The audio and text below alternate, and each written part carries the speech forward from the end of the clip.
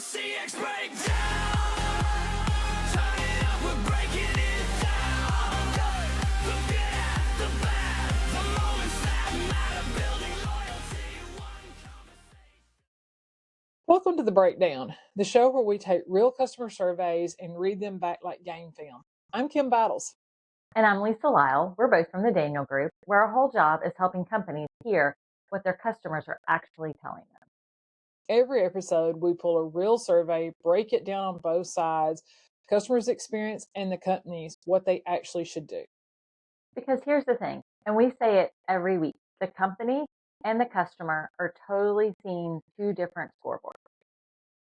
And today's episode is a perfect example. Today, Lisa, we're talking about a single most misunderstood number in all of customer feedback. The 8. Oh, the 8, it's like a demon. The 8, the score that walks in looking like a B minus, which actually feels like you failed. However, it makes every manager scream. It's the worst. To customers, it's okay, nothing special, just people doing their job. But to our clients, it's a death sentence. That's right. Nothing hurts worse than everything was great, so let's give it an 8. But here's the whole experience in one sentence. Sometimes an 8 is the best news you're going to receive all month. You just have to know how to read the survey. All right, so grab some coffee. Let's get into this. Every review tells a story. Every customer leaves a clue. The numbers never tell the whole thing. Okay, set it up for us, Lisa. What's the scoreboard saying this week? Okay, this week we have a heavy equipment service. Our customer's name's Greg. He was serviced by his local dealer in May of this year, 2026. Mostly he had all 8. So if you look at it, overall stat, 8. Likely to return, an 8. Invoice accuracy, an 8 again. There is not a 10 in sight. Not one 10 in sight. And the manager skimming the scoreboard immediately can see this as a failure, and that manager just made a huge mistake. Why is that? Walk me through it. Okay, well, first of all, you have to actually read what Greg said. So our second question, we asked him what went well. He said the technician was very helpful. The communication was good. So that's the feedback to start off with. So that's not 8 energy if I'm thinking this is a negative. That's a happy guy. Why did I get a 10? All right, well, let's keep going. And we asked him then what could have been better. And he said the response time. That sounds like a complaint, right? That's a big complaint. Mm-hmm. Except here's the favorite part. When we asked him about why that was a problem, he actually admits the technician showed up earlier than expected, and the response time was actually really good. Hang on a minute. The response time was good and he complained about it? Oh, of course. Why not? He wants everything done yesterday. He wants the dealer to sit there with their crystal ball trying to figure out that he's going to need service at exactly this moment.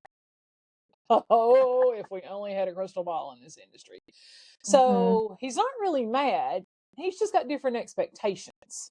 Exactly. And this is the part that shows us what the real issue is. When asked about the invoice, he rated it an 8. And he says he doesn't give anything a perfect score on anything. No perfect scores. Oh no, those are the worst. He's one of those guys. Everybody could be perfect. Nobody's gonna do everything a 10. Everybody's got room for improvement. Companies love that. Oh, they do. They just absolutely love to see that. To this man, an 8 is a 10. A 10 does not exist in Greg's universe. You could deliver the repair on a velvet pillow. And when he comes in and you hand it to him, he said, I wish that was satin. Let's play devil's advocate just a minute. Let's turn the tables. Let's look at this from the dealer side. All right, let's go. So I'm a dealer and I'm a skeptic here, right? Mm-hmm.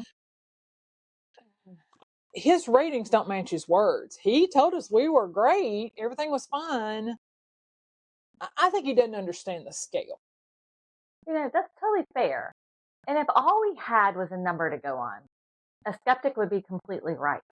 An 8 with no context is just something went terribly wrong.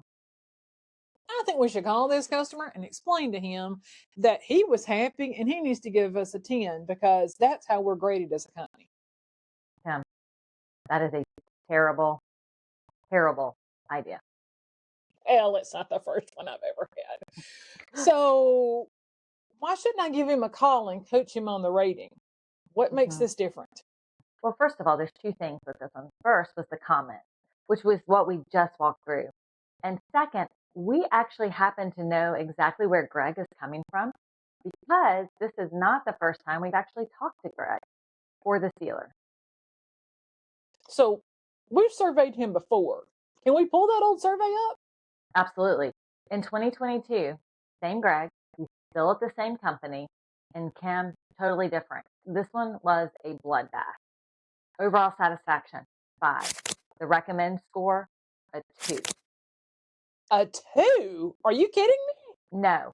And even along those lines, response time was a 3.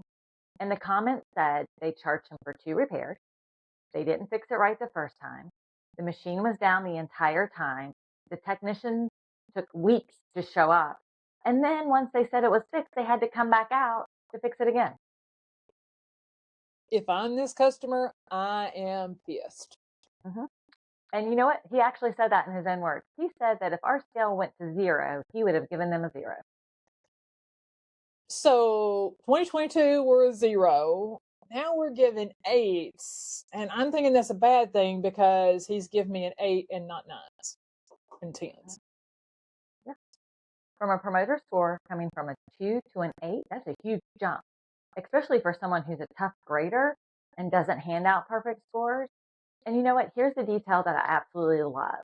You know what his complaint was back in 2022, buried underneath all of that broken machine stuff? Let me guess. Price?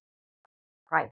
It was there in 2022 then as well. But you couldn't hear it because everything else was drowning underneath. You didn't fix my machine and that's been down. So you couldn't see price because you had all these other issues. Mm. So downtime and repair costs really cost a contractor. But now that we got the big failure out of the way, we can really see where the issue lived. Exactly. The price is the only thing that was left standing. And that's what improvement actually looks like. You cleared out the fires, you made this customer happy, and suddenly you can see the smaller stuff that's always kind of been living there under the surface. Yeah, if you go from a 2 to an 8, you've made some improvements, right? So, as a skeptic who says they don't really understand the rating system, that's not really true, is it?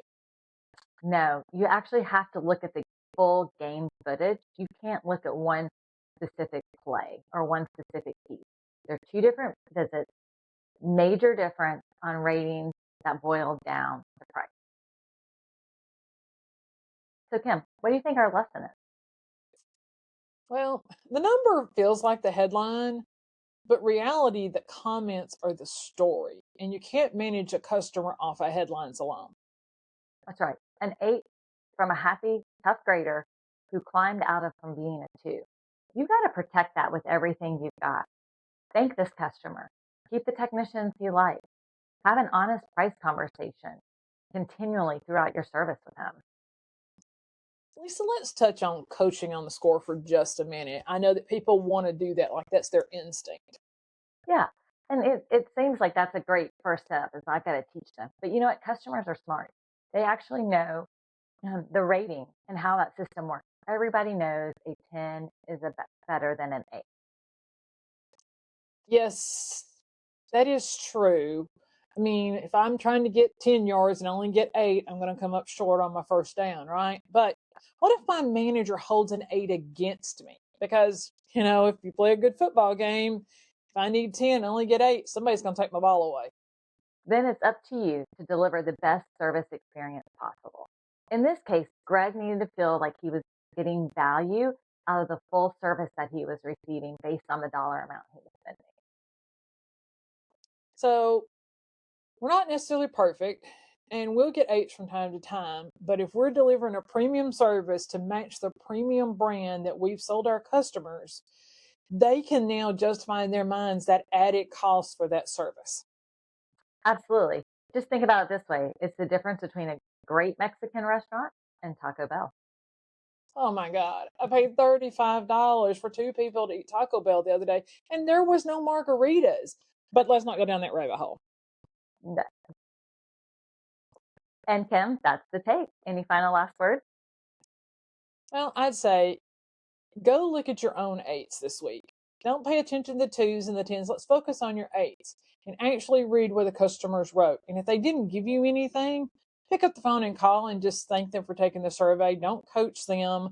Don't try to explain to them that they're wrong. Ask them how you can help and if there's anything else that they would like to share. And here's the bigger thing. If you're not capturing the why behind your ratings, if all your surveys are giving you is a star rating and there's no story behind it, you have looked at Greg and just seen an 8, and you probably would have wrote him off. You would have never known he crawled his way back from a 2 to an 8 and the reason why. And that's the whole reason we do this. The numbers don't tell the why. The comments tell the story that you need to know, and that's what's going to help you move in the right direction. You're right. So if you're ready to start a survey program, or you have one where you're only getting numbers, but you need the story, that's the Daniel Group. We can help. Go read your eights this week. We're Lisa Lyle and Kim Battle from the Daniel Group. And this has been The Breakdown. See you next time.